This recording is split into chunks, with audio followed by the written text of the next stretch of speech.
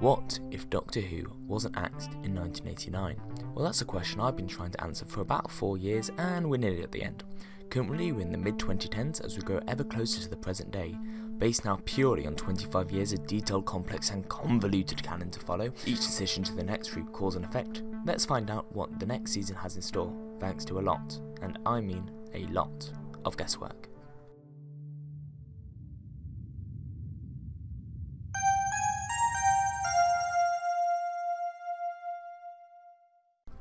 The first 6 episodes of season 52 and the 2-part special were covered in part 1 of this video.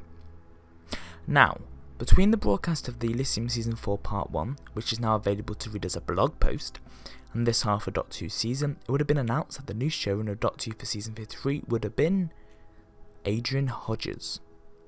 For more details about this, stick around to the end of the video. So without further ado, let's continue with season 52 of Doctor Who.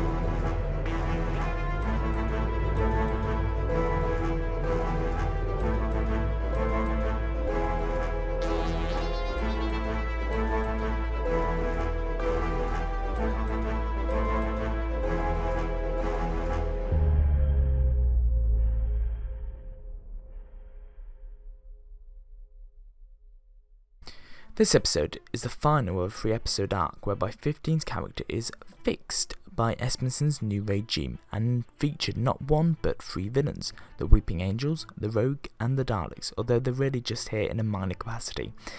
The episode plays out like an escape film as the Doctor, Sally, Pete and Annie help the Rogue escape from prison, guarded by the Weeping Angels and controlled by the Daleks for a yet unknown reason. Mostly it plays on the horror of the Angels, as the character dynamics of the Doctor and the Rogue, as well as having some subplots about the 3 companions as they get into their own dangers. We find out that Miasmagoria was invaded by the Daleks and he and the Rani were both held as prisoners. The Doctor, of course, says she doesn't understand as she thought all the Daleks were dead, but the Rogue says they always have a nasty habit of turning up again. Eventually they break out and is to be confronted by the Daleks, whereby the Doctor engineers the situation so the Weeping Angels surround them and send all the Daleks back in time before they can make an escape back to the TARDIS. However, as they're just about to leave, one of the Angels catches up with the 5 of them and takes Sally as we cut to the end credits.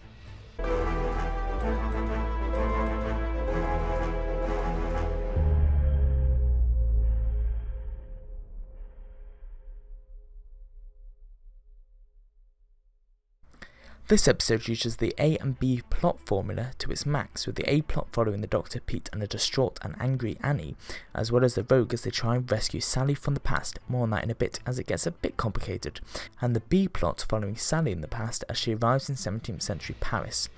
But let's focus on the TARDIS crew, as basically the Rogue takes control of the TARDIS as expected when the team are en route to find Sally and he uses the telepathic circuits to give everyone hallucinations and such. This allows the Rogue to keep the Doctor and her friends sedated while he pilots the TARDIS back to Miasmagoria, where he intends to try and rescue the Rani. Of course, in a not so unexpected manner, this fails as the Doctor, Pete and Annie resist temptation and break out their visions despite them being a reality where they don't want to leave. They take back control of the TARDIS, landing in the 17th century Paris and rescuing Sally.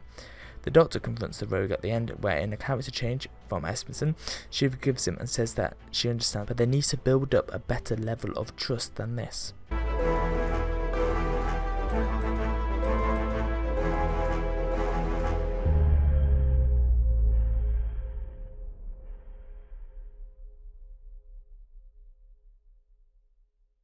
This episode started out live as a Kevin Murphy episode 2, but after severe rewrites it now forms another leg in this arc started a few episodes ago.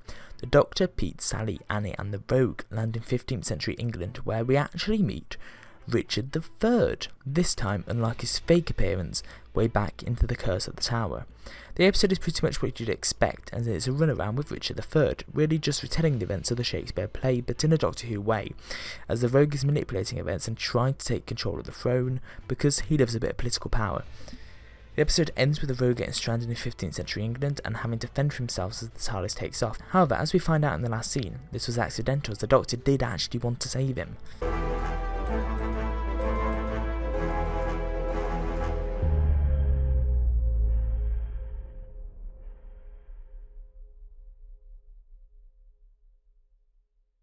The final episode, before the finale, started out live as a Pete-based Weddell and Thompson episode 4, but now it's still a Doctor Who light story but focusing on all three of their companions. Essentially, during an adventure in modern-day London, the three of them get separated from the Doctor and the TARDIS, more what happens to the Doctor in the next episode, and we just focused on Pete, Sally and Annie, having an adventure of their own. It's a lot of fun and really develops the characters and their relationships, especially as we come to the end of their second season together. It features the return of the Silicons from season 39 as they return to infect the 4G network and trying to invade everyone's phones. Together, the three of them defeat them and save the day. At the end of this episode, they still can't get hold of the Doctor, and the three return to Beesmere, where Sally and Annie agree to let Pete stay in their cottage.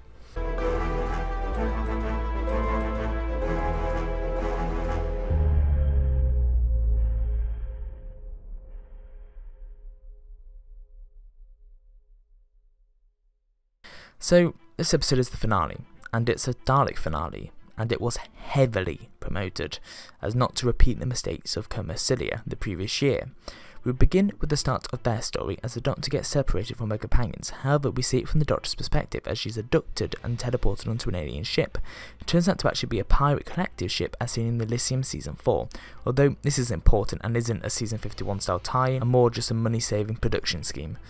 Anyway, the pirates take the Doctor as a slave and sell her at a market on an alien planet to the highest bidder, and the highest bidder is the Master. The next 10 minutes see us intercutting between the Doctor and the Master talking as the Master transports the Doctor in his TARDIS and is seeing what Sally, Annie and Pete are getting back up to. So back on Earth, we see that it's been about a week since the last episode now, and Sally and Annie's son, Ricky, shows up with Jade.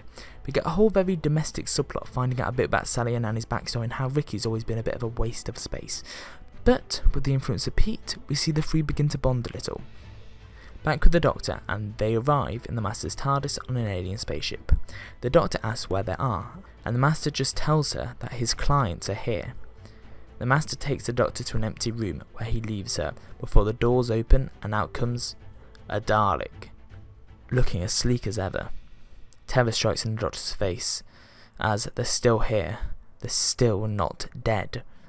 The Doctor simply says to the Doctor that they want her help. After some more scenes with the companions on Earth, the Doctor is taken to the Dalek control room where she sees thousands of Daleks already poised.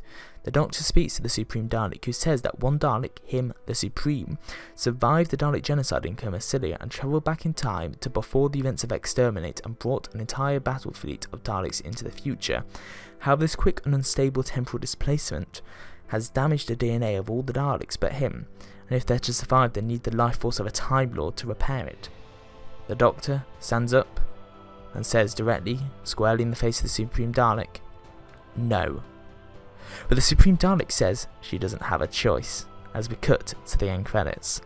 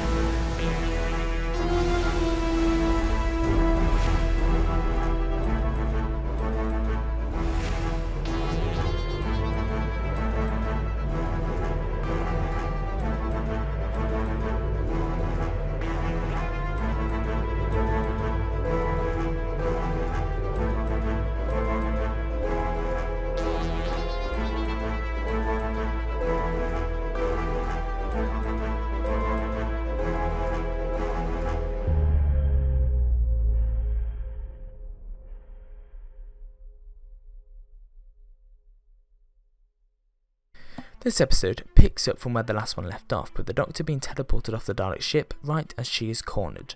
We see she's back in the Master's TARDIS after he's just saved her.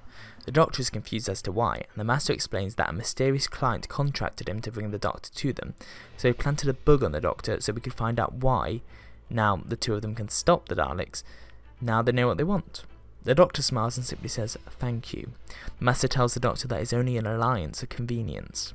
Meanwhile, on the Dalek ship, they trace the Master's TARDIS Archon signature before following it to Earth, 2018. When the Doctor and the Master land there, the Doctor finds Pete, Annie and Sally and picks them up, but gets involved into the domestic squabbles going on with Ricky and Jade.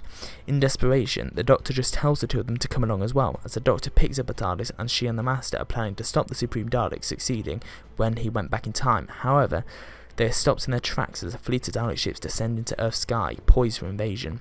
The next half an hour of the episode takes us to about the 45-minute mark, and it's a full-on alien invasion of Earth by the Daleks, with the Doctor, the Master, Sally, Annie, Ricky and Jade even fighting against the Daleks, plus unit led by Catherine show up and fight off the Daleks. Meanwhile, during this around 20 minutes into these 30 minutes, the Doctor and the Master sneak away into the TARDIS while the others hold the fort on Earth, and go back to the point of the Supreme Dalek transporting all the Daleks into the future. However, it ends up being a bootstrap paradox, as all the Doctor and the Master achieve is causing the temporal displacement malfunction, causing the Dalek DNA problem.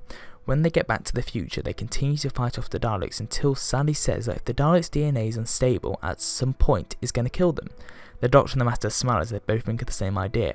With the help of UNIT and using both two TARDISes, they send a temporal rift around the Earth affecting just Dalek DNA, which makes about 150 years pass in the course of a minute, as they let the Daleks basically age to death as the infected DNA encompasses them and kills them, leaving just the Supreme Dalek left. The Doctor goes alone to the Dalek ship and poised to exterminate it and kill every last stinking Dalek. We get a scene with the Doctor confronting the Supreme Dalek, intercut with the Master cornering the Doctor's companions and turning on them, saying that with the Doctor out the way he can finally have some fun. A scuffle follows with Sally and Annie desperately trying to protect Ricky and Jade and ending up in the Master shooting Sally, killing her. Meanwhile, the Doctor has a gun aimed at the Supreme Dalek and is ready to kill it. The Dalek taunts the Doctor though, making her feel guilty, saying that she's a good person and would never kill anything. The Dalek says, "Why? You wouldn't even harm a fly." Meanwhile, we get the fallout from Sally's death, and Annie full-on attacks the Master, who's ready to kill her too, but Ricky manages to grab the gun and aims it at the Master's head, ready to fire. However, we see Pete walk off throughout all of this, not paying attention, looking deadly sick, almost in a zombie-like state, after what's just happened. He walks straight into the Master's TARDIS and takes the controls, not really knowing what to do, but he finds the fast return switch and manages to pilot the TARDIS on course to the Dalek ship. The Master's TARDIS lands on the Dalek ship, surprising the Doctor as Pete joins her. He tells her that she needs to make her exit now, and he'll deal with it from here. The Doctor tries to stop Pete, but he tells her that the Master has killed Sally, and now he's going to kill everyone else unless she does something. The Doctor leaves in the TARDIS as Pete aims the gun at the Supreme Dalek.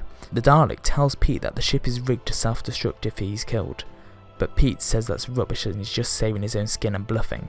But when Pete fires, the Dalek ship erupts as the rest of the companions just watch on from Earth as the Doctor joins them and see an explosion in the sky. The Doctor deals with the Master, punching him in the face and grabbing the gun off Ricky and aiming it at the Master before she drops it in a moment of conscience and takes the Master into the TARDIS, taking him to prehistoric Earth and stranding him there. The episode ends with both Sally and Pete's funerals as everyone is in mourning. The Doctor makes a quick exit and heads to the TARDIS. However, Annie chases after her in tears and just tells the Doctor to have a good life and to travel well. The Doctor, breaking down, hugs Annie and says that she will miss her. And then the Doctor steps into the TARDIS and it dematerialises. So there we have it. The end of season 52. So this means now it's time to look at what would have been in the More version. Episode 7 would have been another full-fledged Elysium crossover as the Daleks are defeated with their help, before episode 8 would have just been a general episodic episode, which just fell through. Episode 9 would have been Terror on Todia, which became episode 4, and episode 10 would have been Blam, which became episode 2. Episodes 11 and 12 would have been the finale, where the Doctor and Pete would have found themselves at the beginning of Time Lord creation, and we would have seen the origin story of the Time Lords. However, the Doctor would have ended up teaming up with the Master, the Rogue and the Rani to change the DNA of the original Time Lords they would be resistant to the process's ascension. At the end of episode 12, Pete would have sacrificed his life to stop this, which would have made the Doctor realise she's gone too far and has to stop, leaving into the planned Christmas special where Andoa and Joe would originally had regenerated. However, under the new Adrian Hodges regime, Ando signed on to do a full season 53. However, it would have been announced as a third and final full season. However, Hodges did announce a big format change to the show, which he collaborated with the BBC controllers on to make Doctor Who big event television again. Firstly, he decided to bring back the serial format of pre-chapter 3 Doctor Who again, with every story in season 53 being a 2 or 3-parter, still 1 hour long episodes and 13 episodes per season, and each serial would have one title overall. Secondly, Hodges devised a new way of airing the season, and that was to air each serial on each bank holiday weekend throughout the year, meaning that Doctor Who was on throughout the entirety of 2019, just sometimes serials or months apart. This meant that season 53, episode 1 was on New Year's Day, and episode 13 was on Christmas Day 12 months later. But for that, you'll have to wait, as first it's the long-awaited Patterson Joseph movie, Doctor Who Until the World Ends. So, until then, goodbye.